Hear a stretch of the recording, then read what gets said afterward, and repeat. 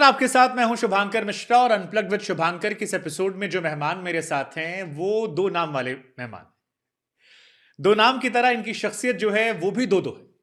किसी के लिए वो हीरो हैं, किसी के लिए वो विलेन है। कोई उनमें नायक ढूंढता है तो किसी को उनमें खलनायक नजर आता है। हाँ, हम इतना जरूर कह सकते हैं कि बीते कुछ महीनों में अगर आप सियासत को समझते, देखते, पढ़ते हैं तो आप इनके नाम को इग्नोर नहीं कर पाएंगे। और ये नाम है त्रिपुरारी कुमार तिवारी उर्फ मनीष कश्यप। मनीष, बहुत स्वागत है आपका। आपने शुरुआत बहुत अच्छे ढंग से किया कि कोई इन्हें नायक समझता है, कोई इन्हें खलनायक समझता है। जिनके लिए हम लोग काम करते हैं, जिनके हक के लिए हम लोग लड़ते हैं, उनके लिए हम लोग नायक हैं। जो दिमक की तरह बिहार जैसे राज्य को जो है बर्बाद कर रहे हैं, जो भ्रष्टाचार के दम पे अपना तो महल खड़ा कर लिए लेकिन बिहार को लेबर का फैक्ट्री बना दिए, उनके लिए हम लोग खलनायक हैं। ये बात सत्य है। और सत्य है कि दो दो शख्सियत है। एक, हम जब गरीबों के लिए खड़े होते हैं तो कुछ लोगों के नज़र में हम गलत हो जाते हैं। जब जेल में जाते हैं तो हमारी शख्सियत बदल जाती है। जब जेल से बाहर आते हैं तो शख्सियत बदल जाती है।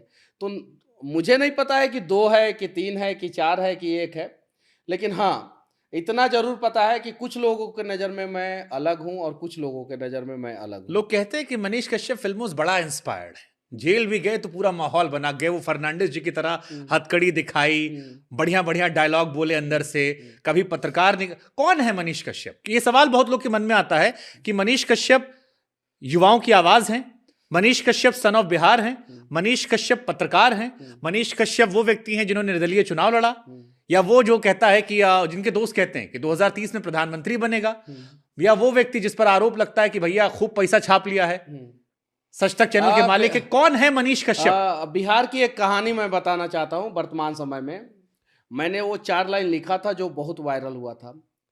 बिहार में पैदा होने के लिए भी संघर्ष करना पड़ता है, और जब संघर्ष करके हम पैदा हो ही गए हैं तो संघर्ष करके इतिहास बना ही देंगे।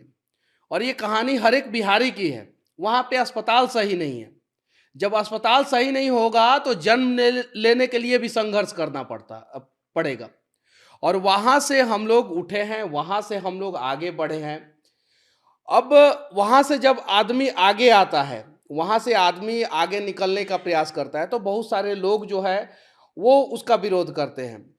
जैसे चंद्रगुप्त मौर्य, जब धनानंद जैसे एक शक्तिशाली राजा थे जो 9 भाई बहन थे, 9 भाई बहन, उनके खिलाफ जब चंद्रगुप्त मौर्य ने सोचा कि हम इनको सत्ता के शीर्ष सिंहासन से हटाएंगे तो बहुत सारे लोगों ने उनका विरोध किया। लेकिन चंद्रगुप्त मौर्य ने पूरे बिहार को ही नहीं, पूरे मगध को ही नहीं, पूरी दुनिया में जो है सबसे समृद्ध राज्य स्थापित किया।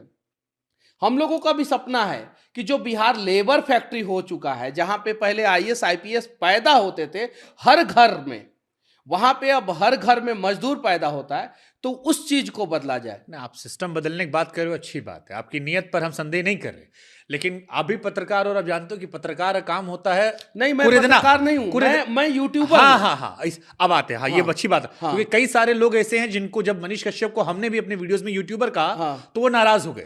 उन्होंने कहा आपने उन्हें जर्नलिस्ट क्यों नहीं कहा? नहीं, पत्रकार तो आप हैं। मेरे जहन में सवाल फिर, पत्रकार आप है, यूट्यूबर मैं हूं। आप यूट्यूबर हैं, आप जर्नलिस्ट नहीं है? नहीं, मैं यूट्यूबर हूं। तो फिर वो लोग कौन है जो आपके समर्थक कहते हैं कि मनीष कश्यप जर्नलिस्ट, एक पत्रकार को दबाया जा रहा है? क्योंकि जब आप जेल में थे 9 महीने तो लगातार आपको लेके सोशल मीडिया पर लिख रहा था। देखिए, जब इलेक्ट्रॉनिक्स मीडिया आया था, तो प्रिंट मीडिया वाले इलेक्ट्रॉनिक्स मीडिया वाले को जर्नलिस्ट नहीं मानते थे। 90, 92, 93, 94 की कहानी, 98 की कहानी है। 98 में जब आज तक आया तो नहीं मानते थे। जब इलेक्ट्रॉनिक्स मीडिया हावी हुआ, प्रिंट मीडिया हावी हुआ, उस समय डिजिटल मीडिया आया, तो इलेक्ट्रॉनिक्स और प्रिंट मीडिया के दौर में जो है डिजिटल मीडिया वाले को पत्रकार नहीं माना जाता। ये सवाल जो है भविष्य के गर्त में है कि डिजिटल मीडिया वाले को पत्रकार माना जाएगा कि नहीं माना जाएगा। जैसा हम लोग बात कर रहे थे, आपके पास भी मास कम्युनिकेशन की डिग्री नहीं है, मेरे पास भी नहीं है। आप मैकेनिकल इंजीनियर, मैं सिविल इंजीनियर, ऐसे अनेकों लोग हैं।